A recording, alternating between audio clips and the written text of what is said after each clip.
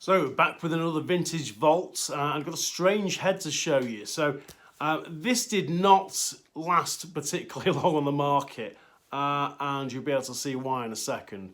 But we've got a Brine prophecy for you. So the prophecy has no sidewall holes. You can see that. I mean, it's just, how do you string it? Well, it had these kind of weird rubbery finger things. See these? I'm just gonna, it's kind of soft, silicone fingers. And on the end of these fingers is a little hole, so you can string your sidewall.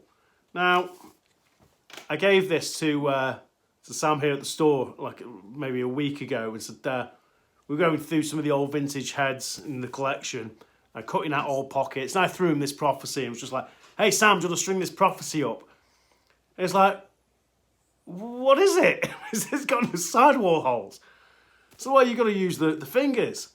And I've got to say, Sam's a great stringer. You know, I'm not doing Sam a disservice here. Sam's a great stringer.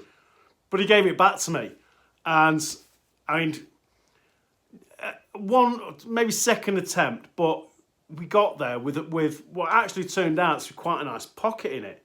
Kind of a mid-pocket. Used a piece of ECD Hero 2. And, you know, it's come out pretty well for a head that completely bombed at the time.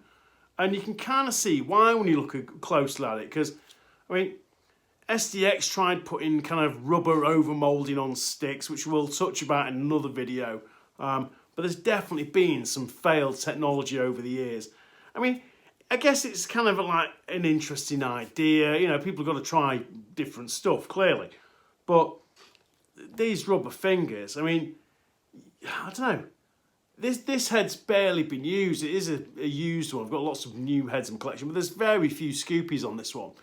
So somebody's obviously had this, used it a little while, you know, and just not bothered restringing it. And I can kind of understand why, because I wouldn't say it was the easiest head to string by any means. I mean, we went for a 10 diamond top string on this as well, which is kind of typical of sticks from, late 90s, you know, early 2000, you know. I'm not quite sure who the first person was. Let's do a 9 diamond top string. But most sticks tended to be strung with a 10 diamond top string. It was just the way people were stringing at the time.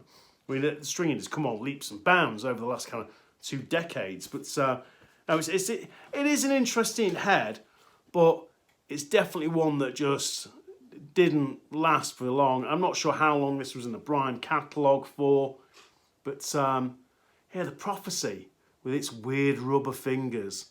I can't imagine that these things lasted particularly well, these rubbery fingers.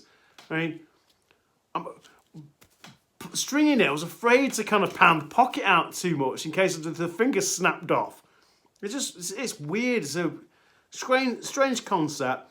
And you can see that part of the silicone finger rubbery thing kind of sits over the top of the sidewall. So, the Brine prophecy.